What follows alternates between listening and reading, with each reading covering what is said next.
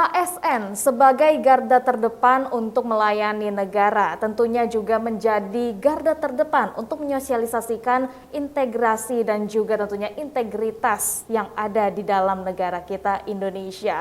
Lantas bagaimana jika dalam tubuh ASN justru terdapat radikalisasi? Kita kali ini masih dalam pembahasan dalam bedah tajuk bersama Mas Wid. Oke, Mas, tadi kita sudah bicara ternyata salah satu penyebabnya yaitu pembiaran yang akhirnya menjadi bertumpuk-tumpuk, akhirnya juga kita baru temukan sudah menjadi sebuah permasalahan baru. Nah, sebenarnya apakah deradikalisme yang sudah dilakukan ini masih kurang, Mas? Apa yang perlu kita lakukan sebenarnya?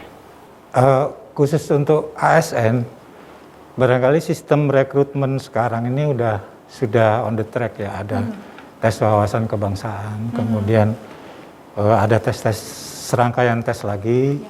Kemudian untuk PNS yang sekarang sudah duduk di pemerintahan, ya perlu juga ada komitmen ulang tentang kesetiaan kepada Pancasila, kepada Undang-Undang Dasar 45, kepada NKRI, dan kepada pemerintahan yang sah. Karena itu sudah diatur dalam Undang-Undang Nomor 5 tahun 2014 tentang ASN.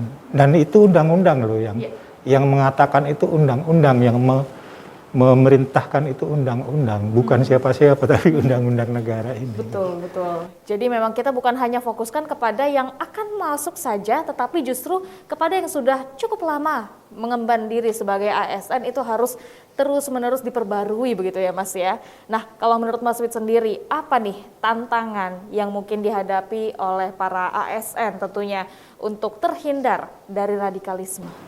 Sebetulnya satu aja sih, kadang karena mungkin politik kita kan terlalu bisa dibilang kita itu kaget.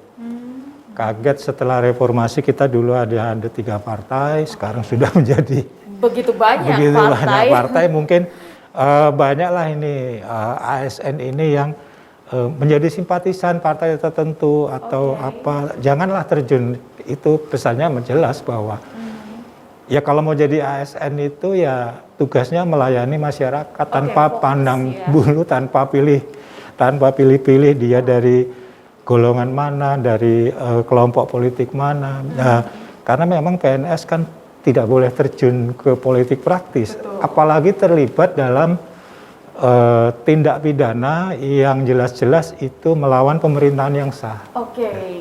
Ya, tentunya ini menjadi sebuah tantangan yang harus selalu diingatkan kepada para ASN ya, karena apabila sudah terlalu terjun dan juga kemudian terlalu memihak kepada salah satu golongan, tentunya akan mempengaruhi kinerjanya juga ya Mas Wid ya. Nah, lantas seperti apa menurut Mas Widodo sendiri solusi agar tentunya jangan sampai ada tindakan radikalisme dalam tubuh ASN, Mas? Perketat aja rekrutmen PNS itu. Kemudian seperti disampaikan tadi, perlu komitmen ulang kepada para PNS yang sudah ada saat ini, yang saat ini sedang menjabat di OPD tertentu, semua dites ulang aja dari eselon, seluruh pejabat eselon 1 sampai yang staf di komitmen ulang.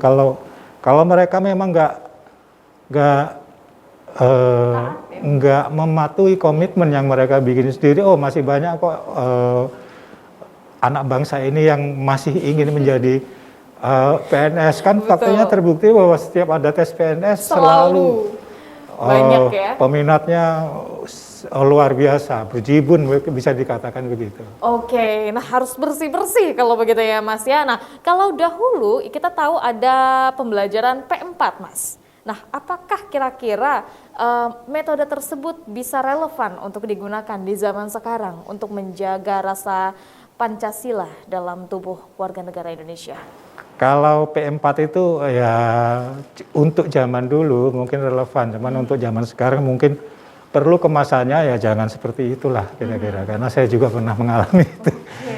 Pola 100 jam atau apa, ada bahkan ketika SD SMP ada PMP juga ada, gitu.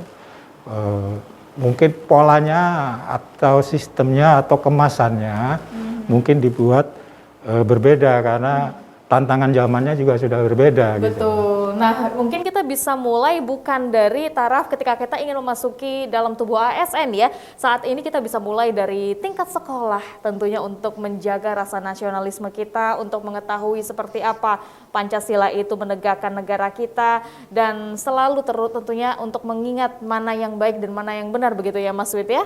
Oke.